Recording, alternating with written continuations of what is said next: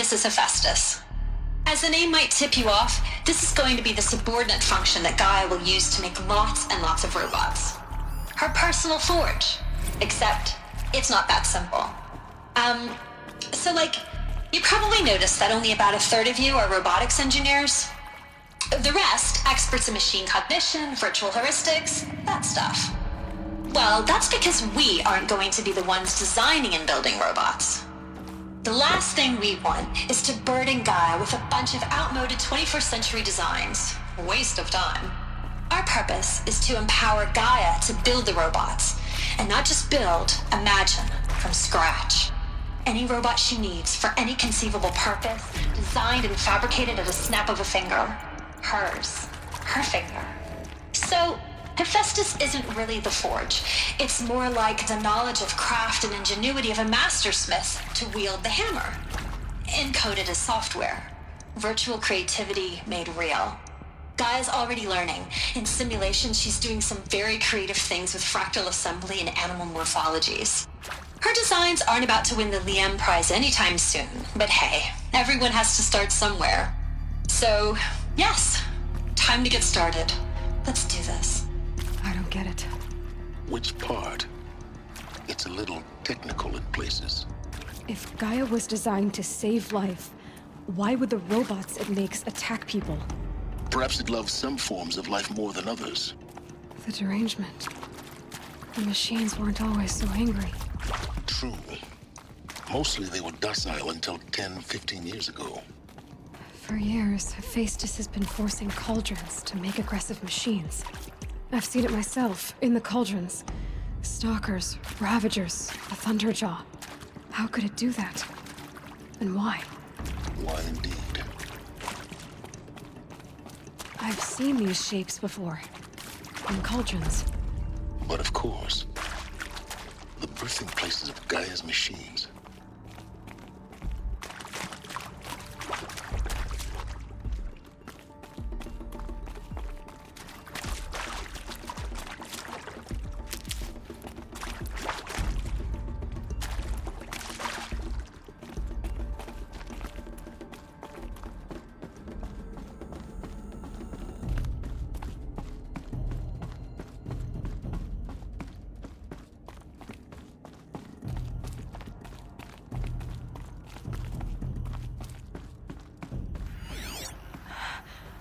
I think this is it.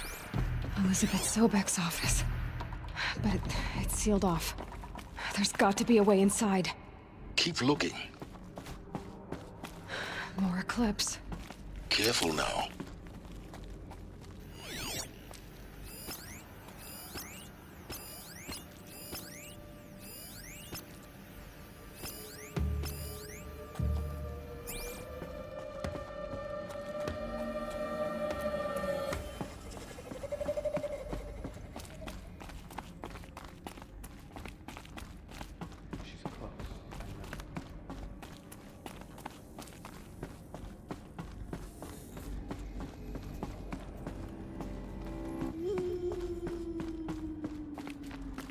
Welcome to Apollo, the collective memory of the human species and the wellspring of knowledge for future generations. I am Samina Ebaji.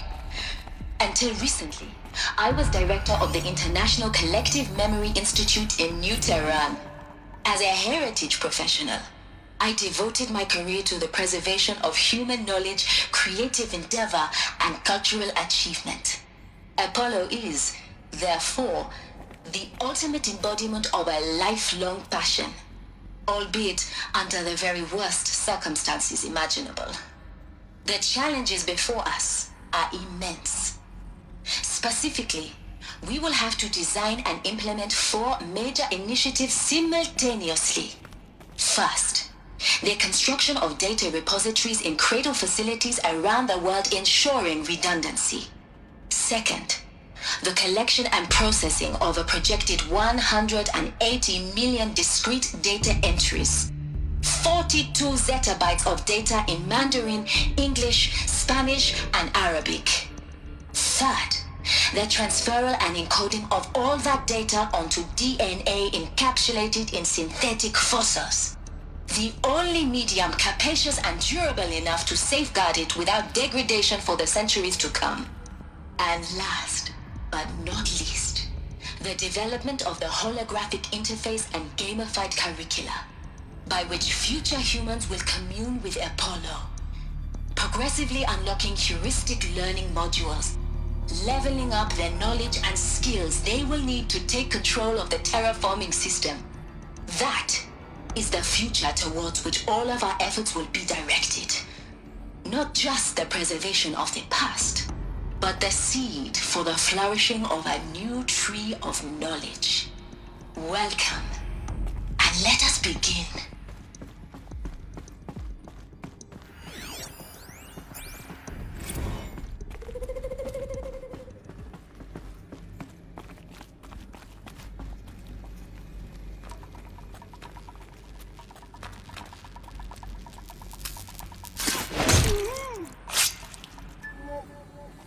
You'll do.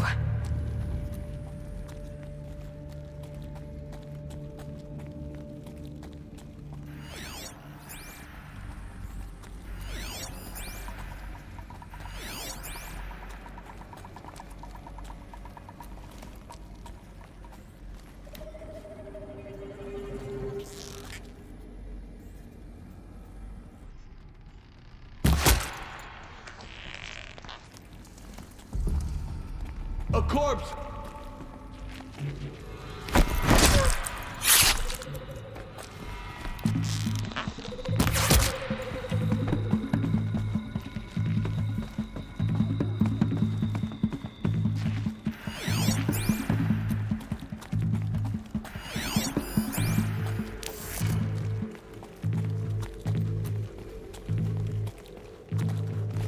Here we are!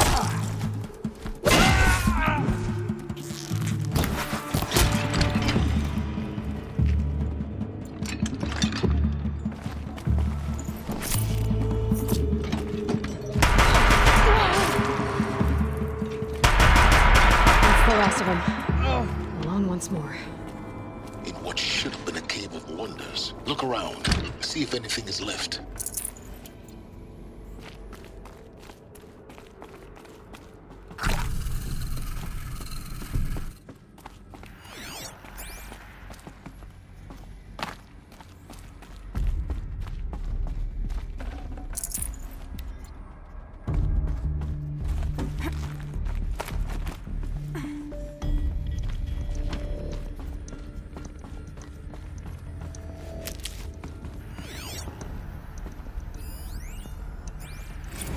Dr. Sobeck, please archive this testimonial in Apollo. Cross-reference to all mentions of my name and Operation Enduring Victory. My name is General Aaron Harris. From 2060 to 2066, I served as the chairman of the Joint Chiefs of Staff, the highest-ranked officer of the United States Armed Forces. The tenure of my command included strategic planning and oversight of Operation Enduring Victory, a falsehood perpetrated on the civilian populations of the United States and other nations during the last 14 months of life on this planet. Before the Pharaoh Plague, I did my job and did it well. I was bold and decisive, crafty in political maneuvers. It wasn't an accident that I rose to my position and became the commander of the largest mechanized force ever assembled. But to what end? My only lasting achievement was the extinction of life on Earth, and my one redeeming act, if any, was to delay that extinction by days or weeks, by throwing more death at it. It is my hope that there will be no need for men like me in the world to come. If you are one of the people of that future world listening to this message, please know that I am sorry, and that I wish you well. Sincerely, Aaron Harris.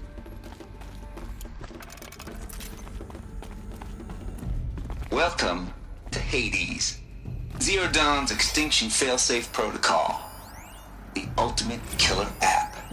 Now, I know what you're thinking. The purpose of Gaia is to resurrect life. So why give her a subordinate function, only purpose of which is to wipe out life all over again? I mean, what? Just plumb crazy, ain't it? Well, no, it isn't. Reconstituting a biosphere? That's a tall order. Tech smart as Gaia may be, odds are she won't get it right the first time. I mean, imagine you're Gaia, 200 years from now, and this new biosphere growing, it's all gone wrong. Alkalines are skyrocketing, coniferous forests eroding under the lash of superstorms that would have drowned Noah. It's chaos, a spinning top that won't stop wobbling. Now what are you gonna do? Release phase 1 organisms into that hot mess?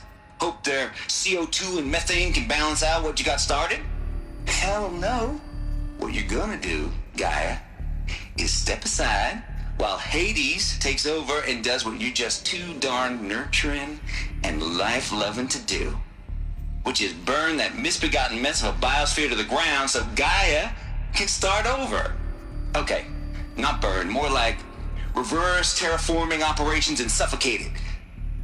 But you get the idea. Hades takes the biosphere back to zero. Square one, blank slate. And then, only then, does it hand the steering wheel back to Gaia and say, try again, old girl. And better this time, or we'll have to do this again. That's Hades. It's pretty badass when you think about it. Extinction on demand. Death on speed dial. All for the greater good, of course, but still, kind of metal. So welcome to Hades. Welcome to the void. Okay, so if that's the original purpose of Hades, why does it want me extinct? We need more data. And how does it end up in the wreckage of a Pharaoh Titan, getting worshipped by the Eclipse like some kind of god? I'm learning as you are, Aloy. Keep searching. Looks like the only way onwards. Welcome to Eleuthia, the crown and king of Gaia's subordinate functions. For it is by Eleuthia that the human race will continue to exist. I am Patrick Brochard-Klein, the Alpha in charge of this program. Now let one thing be perfectly clear from the outset. Eleuthia is not a genetic engineering project. Our goal is to preserve the human genome, not alter it. A snapshot of human genetic diversity, literally frozen in time. The genetic quintessence of our species, unmodified. Under my watch, our activities and initiatives will comply with the 2034 clone provisions and the 2048 Rally Accords.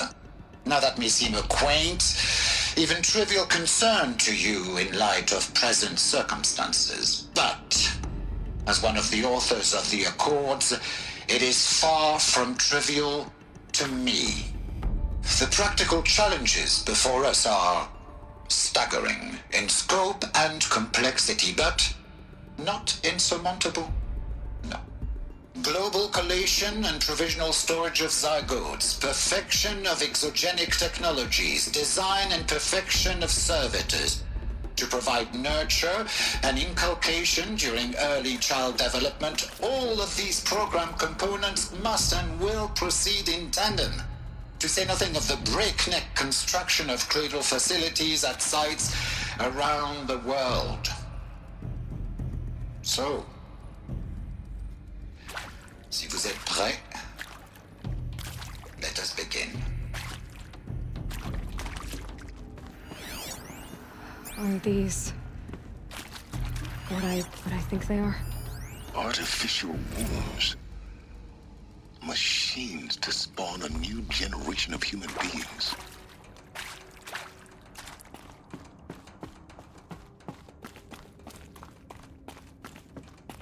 Cradle facilities. Elizabeth said a new generation of humans would be spawned inside such places. She did. All Mother Mountain. It was one of them? There's only one way to be sure. The hatch wouldn't open. Something about a corrupted alpha registry. I need to search Elizabeth's office.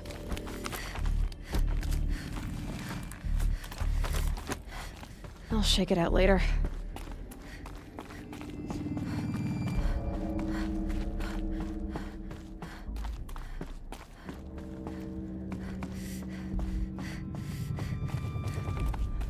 Looks like it used to hold something. Some component that got removed.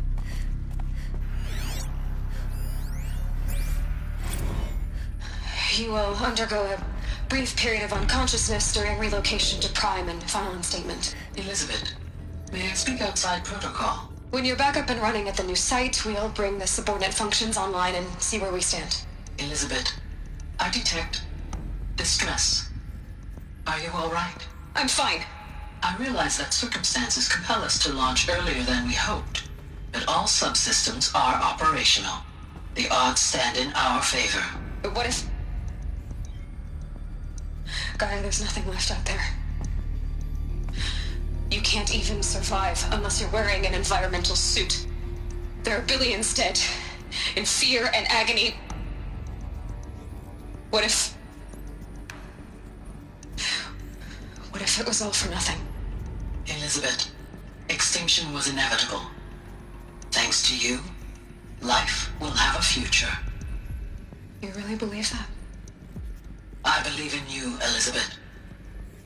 In you, all things.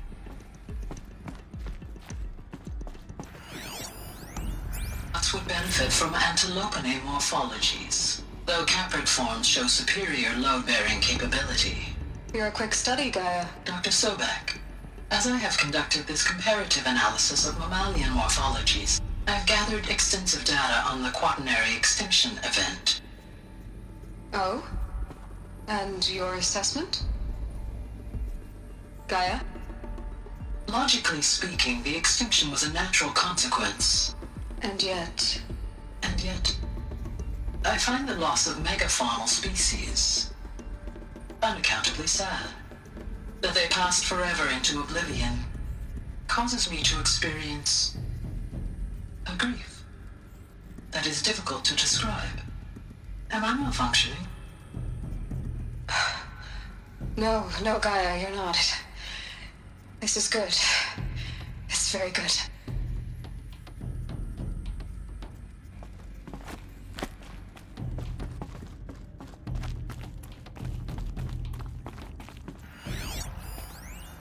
Pure logic won't cut it, Ted. To pull this off, Gaia's going to need to have some skin in the game. It has to care. What if it runs amok? Have we learned nothing from our mistakes? Your mistakes, I think you mean? All I'm saying is give it a kill switch. She was just born, Ted. I'm not gonna put a gun to her head while she's still in the cradle. You talk like it's a child. What if it becomes a monster? Elizabeth, may I speak outside protocol?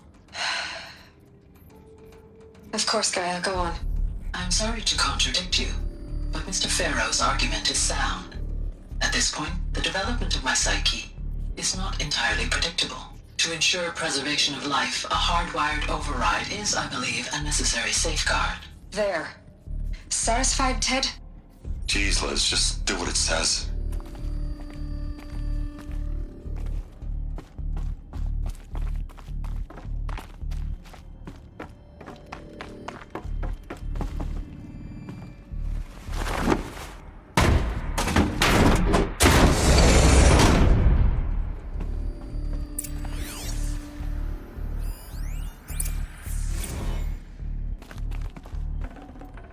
Might need this.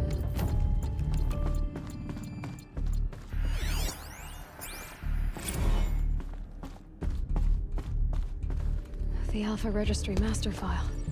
Intact? Yeah. No signs of corruption. Then what are you waiting for? Copy the file. With this, I can restore the registry at the hatch inside Allmother. Open it. Go inside. And grasp the secrets within. Where I was born.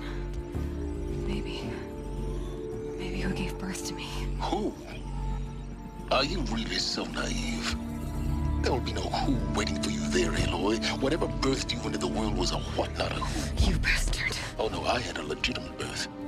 It's you, Aloy, who are the creation of a machine. But what kind of machine and why? Why were you created?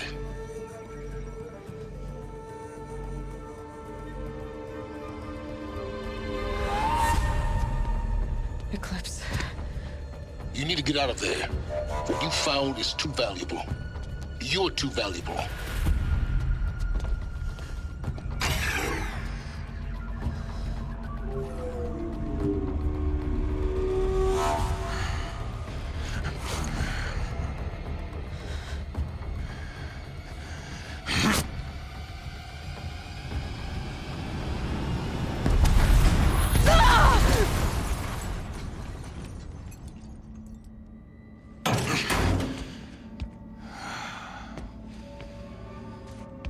Still alive. Good. I have a more suitable death in mind for you, child.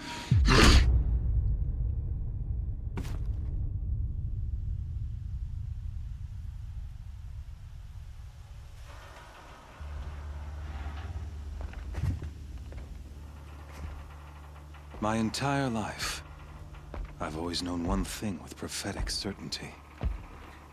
That I was destined for glory as a great champion of the sun. Even when Jiran was murdered, even when Meridian fell, I never doubted my destiny. Until you came along. When I heard that you had survived, a doubt took root in my mind. As sure as the sun rises and falls each day, those I am bade to kill die. And yet I failed. How? Why? With each dig site you attacked, each loyal soldier you killed, this pestering doubt grew. I kept thinking of the moment my knife pierced your throat. One twist, a simple tug of the blade, and you would have bled out. In slaughter, I am a practiced hand. So why hesitate? Why fail my destined purpose? See that scar on your cheek?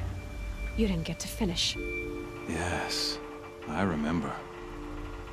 He fought well. For a savage. His name was Rost, and he was a better man than you could ever hope to be. The better man is the one who doesn't end up with his guts steaming on the ground. No, it wasn't him. I could have finished you before he attacked. But I didn't. This failing troubled my thoughts, haunted every step. It was only when I captured you, down in that place, that I finally glimpsed the sun's design etched at length across the course of events. You were meant to survive that day on the mountain. Meant to interfere at dig sites and kill my men. Conversely, I was meant to capture you. Here. So that you might die as a sacrificial offering to the sun. Everything as it was meant to be. Predestined and preordained.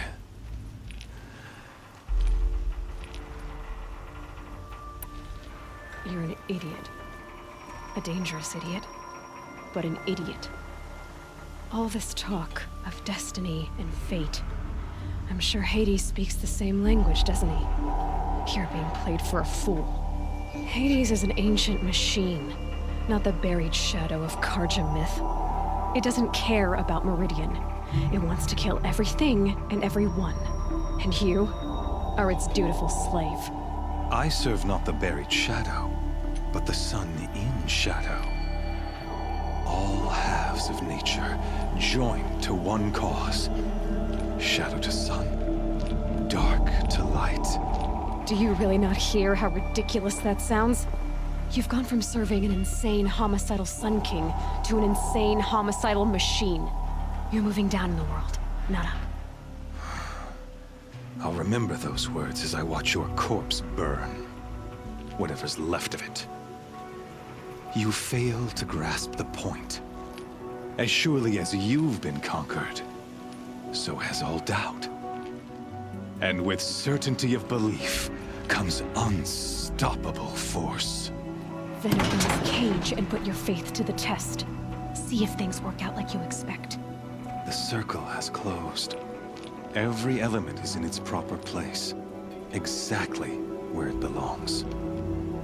The errant beast, now caged, will serve her true purpose. A sacrificial animal. Oh, speaking of sacrifice, I forgot to tell you. After you crashed the Eclipse network, I sent messengers into the east to rally the forces there and mount an invasion of the sacred land. I ordered every Nora killed. I was hoping to catch you there, but alas, it all seems to have been unnecessary. Why butcher dozens of innocents for no gain? It's a waste of effort. You're right. I won't even be there to enjoy it. In any case, I couldn't recall the order even if I wished to. Thanks to your destruction of the network, communication over distances is impossible. You not only doomed yourself, but an entire tribe. Do we not see the scorching judgment of the sun in these events? Your focus. Such a powerful device, isn't it? And yet, so fragile.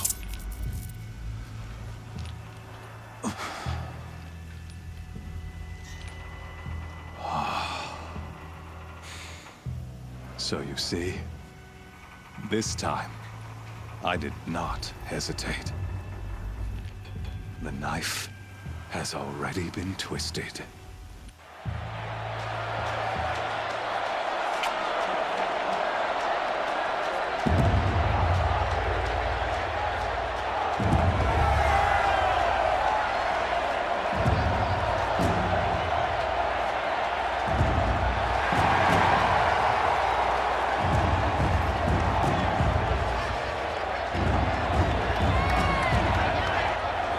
Karja faithful, rejoice! Our years in shadow are over. A new dawn trembles on the horizon. A new day soon to break. And when it does, the false Sun King will be dead, and Holy Meridian ours once more. In this, I have become an instrument of prophecy. All halves of nature join to one cause. Shadow to sun, light to dark, night to day. Behold!